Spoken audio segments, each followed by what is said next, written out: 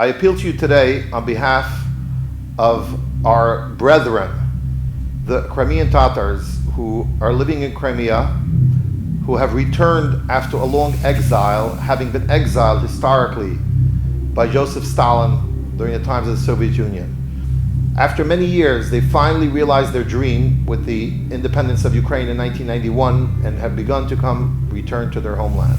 Unfortunately, with the annexation, we should say the illegal annexation of Crimea by Russia, the Crimean Tatars are once again being persecuted in their homeland, many of them being forced to leave.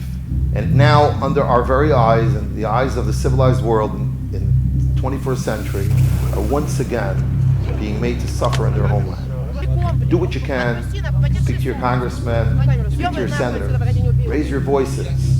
Let us not remain silent when people are once again being persecuted in their homeland. I wolne narody będą się przemieszczać, gdzie będą chciały i bez żadnego przymusu.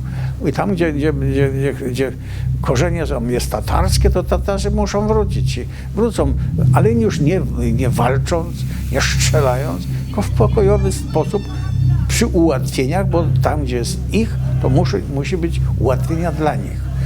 I także że świat w tym kierunku pójdzie, no ale jeszcze, no właśnie, no ale idzie to trudno, no bo to są rzeczy. Może inaczej, narobiliśmy tyle biedy, tyle krzywd, tyle krwi wylaliśmy, że teraz jest ciężko wrócić, no. Значительная часть территории Украины оккупирована, и в том числе Крымский полуостров. В особо тяжелом положении в Крымском полуострове оказался его коренной народ, крымские татары, потому что они активно выступали против аннексии. И если сейчас не предпринять какие-то срочные меры по деоккупации Крыма, по освобождению Крыма от оккупантов, судьба крымско-татарского народа в очень опасном положении. Они могут, так же, как и во времена Екатерины II, подвергнуться принудительному выживанию со своей национальной территории. Оккупировав Крым, Россия запретила там все крымско-татарские СМИ. Сотрудники крымско-татарского телеканала АТР были вынуждены покинуть Крым.